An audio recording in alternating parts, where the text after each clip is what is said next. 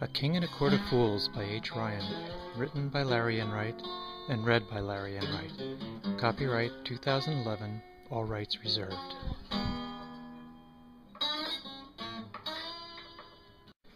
Hot on the Trail. Harry Houdini was a master of escape and making things disappear. A coin, a dove, a pitcher of milk that he poured into a newspaper, and even a 5-ton elephant. In fact, his vanishing elephant trick was one of his most famous. He first performed it in 1918 at New York's Hippodrome Theater on the world's largest stage in front of 4,000 people. And no one knew how he did it. Sam peered into the Jaggers where the car had been. Where did the pink lady go? How can a car just disappear? Magic, I said. The grass was brown and crushed underneath where the car had been, and deep ruts filled with brackish water crossed into the bushes from the trail. A small piece of white cloth with a reddish-brown stain on it was stuck to a bush. Kate picked the cloth off the stickers. Someone's been here. Mary stood back, not wanting to get anywhere near it. Ew, it's all muddy. Careful you don't rip your dress, Kate. Kate looked at me and just shook his head. Girls. He bent over one of the muddy trenches and ran his hand along its side. Look at this, will you? Mary became frantic. Tom, don't do that. You know how mad Mom will get if you ruin your school clothes. Looks like they got stuck in the mud. I wonder how they got it out. Tom's eyes followed the crushed grass away from the bushes. Tom Ryan, are you listening to me? Sam laughed. You sound just like Mom, Mary. Magic, I said, this time louder. They must not have heard me the first time. It's not magic, you dumbbell. Someone came and took it away. Who, Tommy? I don't know, but we're going to find out. They went south. Mary grabbed Tom by the arm. We have to go home first, Mom said. Okay, so go home. Anyone else not coming? We all shook our heads. Tom started off down the path heading south, and we followed. After only a few feet, he stopped and looked back at Mary. You coming? You are going to get in so much trouble, she said. Tom laughed. So what else is new? I reached out my hand to her. She took it and gave him one last warning. Just remember, I told you so. I told you so. I wagged my finger at him just like Mary had. And they all thought that was pretty funny. Even Tom. The dry brown grass on either side of the trail heading south undulated across the open field, brushing at my feet and dropping tiny seed pods that stuck to my pant legs. Cicadas clicked an amelodic song that rose and fell in time with the waves of wheat-like grass. And at the end of each phrase, a lone woodpecker paused and began its drilling for ants on a dead maple tree somewhere deep in the woods.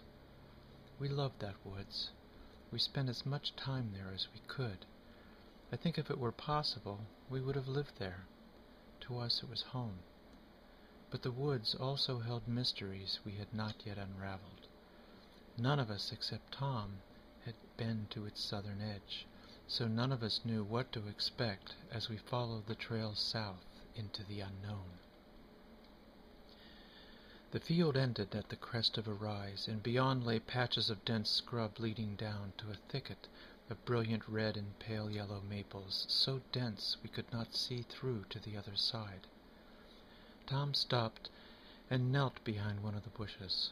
We huddled in behind him. It was only then that we heard the rustling sound coming from high in the trees. "What's that?" Sam whispered. Tom shushed him and pointed to a clump of twigs and leaves wedged into the crook of a large tree about 20 feet up. A shadow slid downward from the clump to the ground and chattered, and a gray squirrel bounded out of the shadows, coming our way, stopping only when he realized we were watching him. He stood up on his hind legs, and drew his paws together in prayer, nibbling something, watching us curiously. Deciding we were harmless, he wandered off. The tire tracks were barely indentations in the hard-packed ground, but they led into the dark thicket. Tom wanted Sam to scout ahead, but as usual, I ended up the volunteer. Soft wind rustled the forest canopy, and an old maple groaned in greeting as I entered the cover of the trees. The wide path bent to the left 10 feet in, and just like that, I was alone. One small beam of light filtered down into the thicket from above, diffused through a cloud of gnats and other minuscule bugs born of the late-season rainstorm. Their short lives would be spent enjoying the afternoon warmth of that sunbeam. I ran my hand through it to catch the light. Beneath my feet, the path had changed from hard-packed earth to reddish-gray slag. Slag was something we all recognized. It was a byproduct of steel smelting. Pittsburgh produced a lot of steel, so Pittsburgh produced a lot of slag. It was used mainly as cheap landfill, solid road beds. Some forms of it were high in lime and made good fertilizer, but mostly you found it dumped in the strangest places. There was just so much of it. When our development was being built, the construction company used it to make temporary roads for the dump trucks and cement mixers to travel on. And whenever you saw a slag road go in, you knew construction wasn't far behind. The trees ended not far from the beginning of the slag road, in a small field of piles of broken concrete and asphalt, rotting 2x4s and shingles. Beyond that was the end of the woods, and beyond that, a dead-end street and houses. I went back and waved to the others to come. We stopped when we got back to the dead end. How are we supposed to follow the tracks now? Mary had a point. There really weren't any tracks anymore, just a street. A few doors down, some older boys were hanging out in front of a 2-car garage attached to a red brick house. "Get down," Tom whispered. "It's the Finnerdys." We ducked behind the rubble. I'd never seen the Finnerdys before, but Tom had told us stories about them. Greg, Gary, and Bill Finnerty were the meanest, toughest, nastiest bullies ever to go to St. Catherine's. Tom said the nuns had a party last June, the day Greg, the youngest of them, graduated 8th grade. That meant they were all in the public school, and somebody else's problem.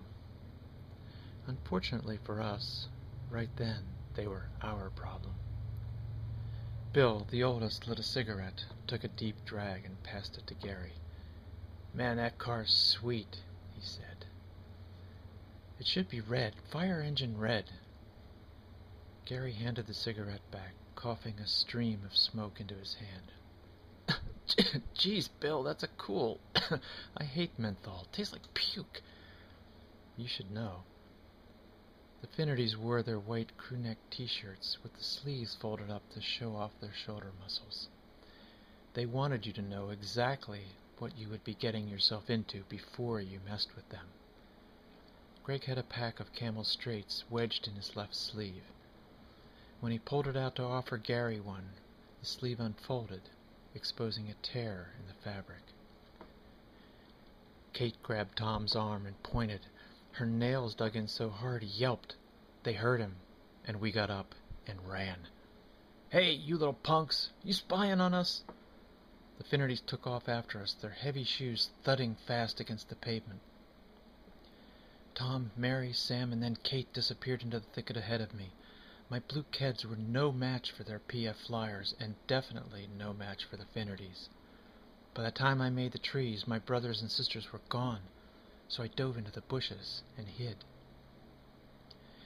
The gnats were still enjoying the sunbeam, swirling around in it like cotton candy being made at Kennywood Park on a summer afternoon.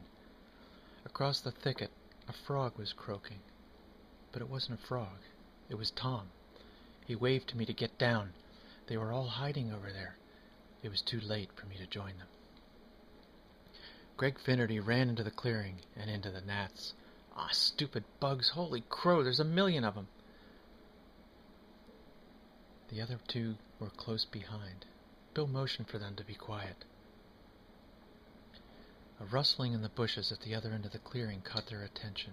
They all picked up hunks of slag and threw them at the bush. The little squirrel came out of hiding. The squirrel whose nest was in the crook of the tree above. He was mad and let them know it, hopping back and forth and chiding them loudly. The Finnertys chased the little fellow off with another volley of slag. What about those little punks? Greg Finnerty rolled up his sleeve again. His arm was scratched up pretty badly, and there was a hole in his sleeve where the shirt had torn. They won't be back any time soon, Bill laughed.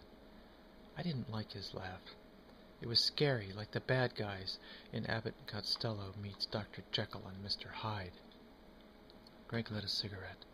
Yeah, one of them was that Ryan kid, the little chicken I beat up last year when he caught us knocking over stones in the cemetery. Do you think they saw us last night? Gary took the Camel from Greg and inhaled deeply. He blew the smoke into the cloud of gnats. They scattered momentarily, then went back to making cotton candy. We should pay them a little visit, but not now, Bill said. We've got more important business. They left the thicket. We waited till we couldn't hear them anymore, then followed Tom back out of the trees, up the rise, and down the tall grass field. No one spoke until we were on Ryan Trail and nearly home. It was Kate who said something first.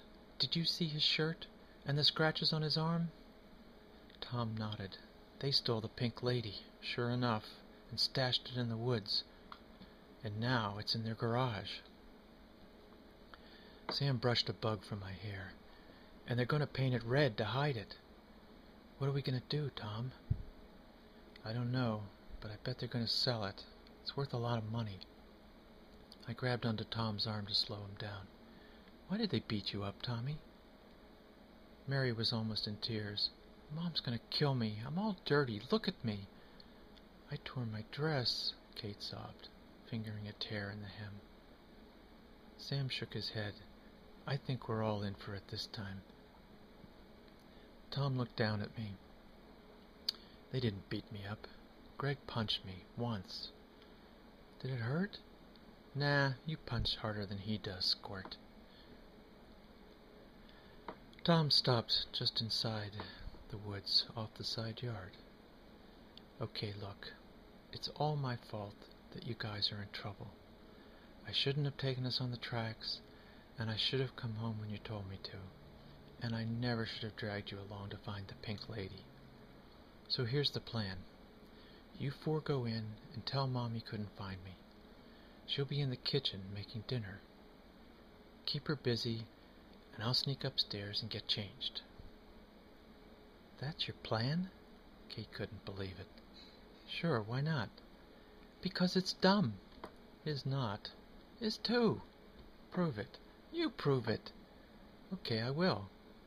But the proof is in the pudding, right? All in favor of my plan? The proof is in the pudding. That never made any sense to me. But later, while we sat with Mom in the kitchen, eating chocolate jello pudding, Tom snuck upstairs, got changed, and came back down to join us. Mom never thought to ask him about changing, because he already had. And she never asked him where he was, because he was right there. And no one got in trouble.